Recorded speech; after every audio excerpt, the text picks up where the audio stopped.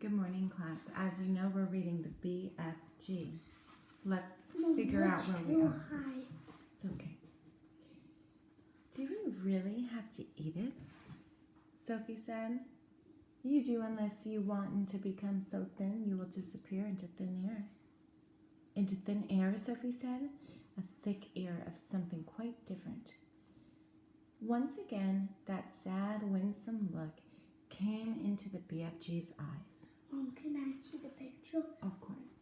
Words, he said, is oh such a tickling problem in my life.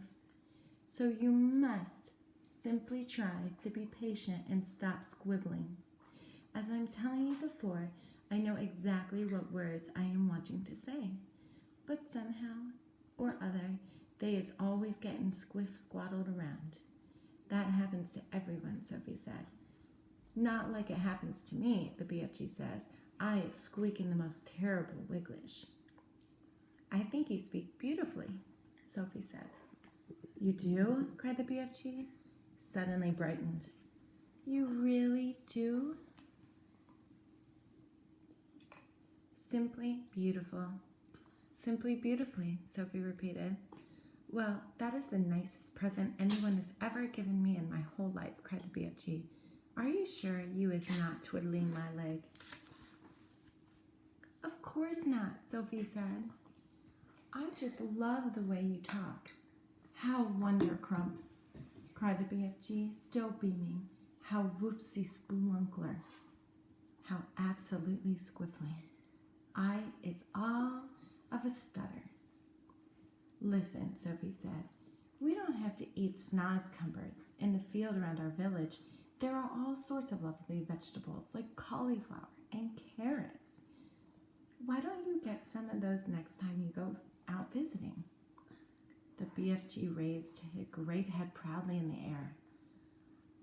I is a very honorable giant, he said. I would rather be chewing up rootsome snozcumbers than snitching from other people. You stole me, Sophie said. I did not steal you very much, said the BFG, smiling gently. After all, you was only a tiny little girl. The blood bottler. Suddenly a tremendous thumping noise came from the outside the cave and the voice of thundering shouting. Runt! Is you there, Runt? I is hearing you jabbling. Who is jabbling to Runt? Look out, cried the BFG. It's the blood bottler. But before he had finished speaking, the stone was rolled aside and the 50-foot giant came striding into the cave. He was naked except for a dirty little piece of cloth around his bottom. Sophie was on the tabletop. The enormous, partly eating snozcumber was lying underneath her. She ducked behind it. The creature came clumping into the cave and stood towering over the BFG. Who was you jabbling with in here now? He boomed. I is jabbling to myself, the BFG answered. Pfft, shouted the blood bottler. Bugs wallop. He boomed. You was talking to a human being. That's what I is thinking. No, cried the BFG. Yes, boomed the blood bottler. I is guessing you was snitching away a human being, and I brought it back to your bunghole as a pet. So now I is winkling it out and guzzling for an extra snack for supper.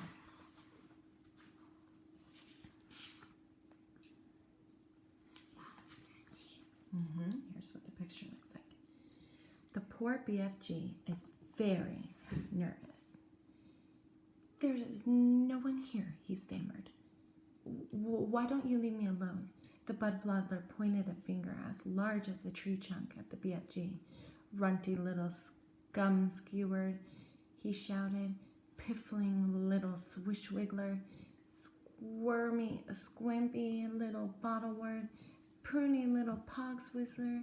I is now going to search the premises. He grabbed the BFG by the arm. And you is going to help me do it. Us together is going to winkle out this tasteful little human being, he shouted. The BFG had intended to whisk Sophie off the table as soon as he got a chance and hide her behind his back. But now there was no hope in doing this. Sophie peered around the chewed-off end of the enormous Snoscumber, watching the two giants as they moved away down the cave. The blood bottler was a gruesome sight. His skin was reddish pink. There were black hairs sprouting in his chest and arms and on his stomach. The hair on his head was long and dark and tangled.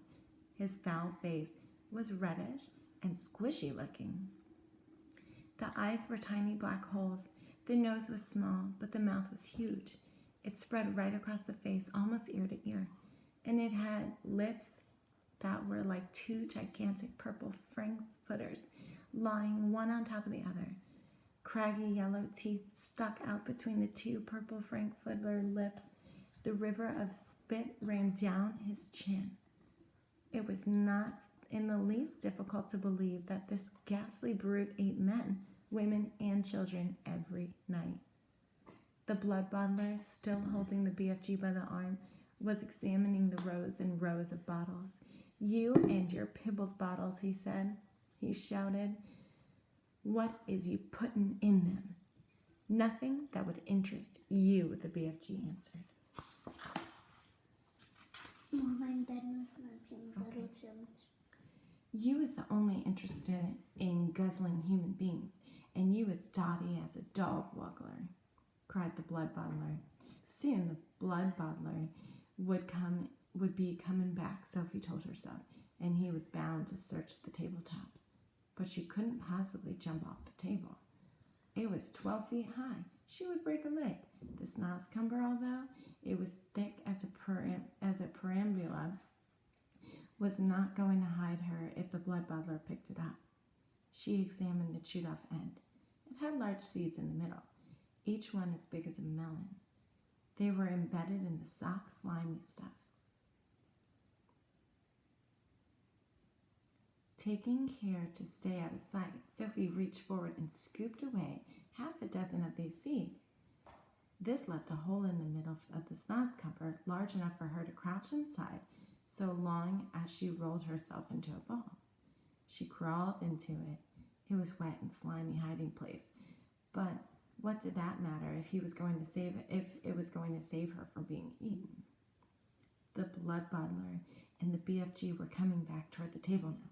The BFG was nearly fainting with fear.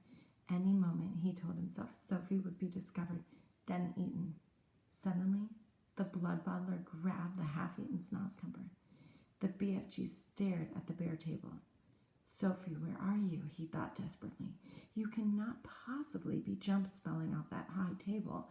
So where are you hiding, Sophie?" "So this is the filthy rotten glubbage that you eat?" bloomed the blood bottler, holding up the partly eating Snoscumber. "You must be cockling and to be guzzling such rub squash."